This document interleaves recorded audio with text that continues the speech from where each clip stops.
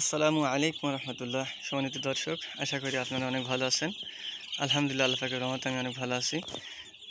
Colour but বাচ্চা নিলাম আমাদের ছোটো সেটে। বড় সেট এখন ফাঁকা আছে, খালি আছে।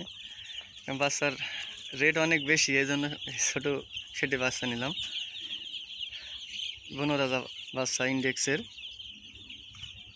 আর 7 দিন বয়স। আজ সকালবেলা মুরগির ব্রোডিংয়ে যে পেপার দেওয়া থাকে, পেপার পাড়া থাকে, পেপারটি উঠিয়ে দিলাম আজ সকালবেলা।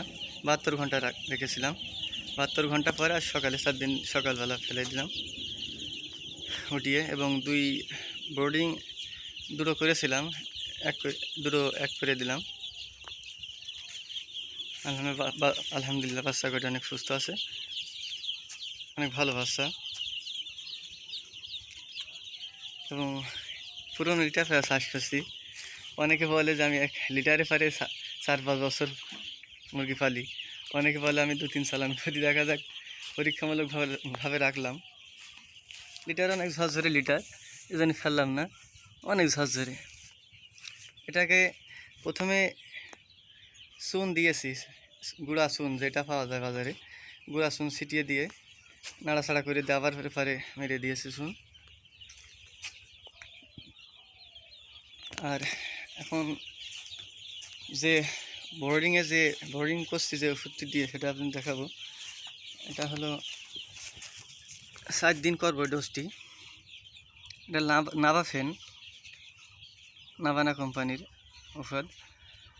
এটা ফ্লোরফেনিকল গ্রুপের নাম।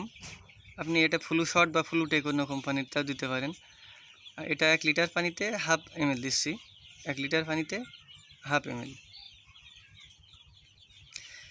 এর সাথে দিচ্ছি এই যে রেনামক্স, অ্যামক্সিসিলিন, রেনামক্স। এটা 1 লিটার পানিতে 1/2 গ্রাম, 1 লিটার পানিতে 1/2 গ্রাম। আর একটা দিচ্ছি, এই দুটি ওষুধ দিয়ে 72 ঘন্টা 7 দিন করব। আর ওর সাথে দুপুরের পানিতে যেটা আমি দিই, শীতকালেই হোক গরমকালেই হোক, সব আবহাওয়াতেই এই ভিটামিন সি দিই, রেনা সি। এটা 5 লিটার পানিতে 1 গ্রাম, 5 লিটার পানিতে 1 গ্রাম। এভাবে 7 দিন ডোজ করব। 3 থেকে 4 দিন করার নিয়ম। এখন দেখা যাক পুরনো লিটারের মুরগি কেমন হয়। পরীক্ষামূলকভাবে রাখলাম লিটারটি। সবাই দোয়া করবেন যেন মুরগি সুস্থ থাকে। এর আগে একবার করেছি, আলহামদুলিল্লাহ অনেক ওজন ভালো পেয়েছে, এই জন্য আবার রেখে দিলাম সাহস করে। দেখা যাক কেমন হয়। আমার বাচ্চা কাটি অনেক সুস্থ আছে। এইভাবে আমি এই ডোজটি 1 থেকে 5 দিন সকাল পর্যন্ত করব। আলহামদুলিল্লাহ, আল্লাহ হাফেজ।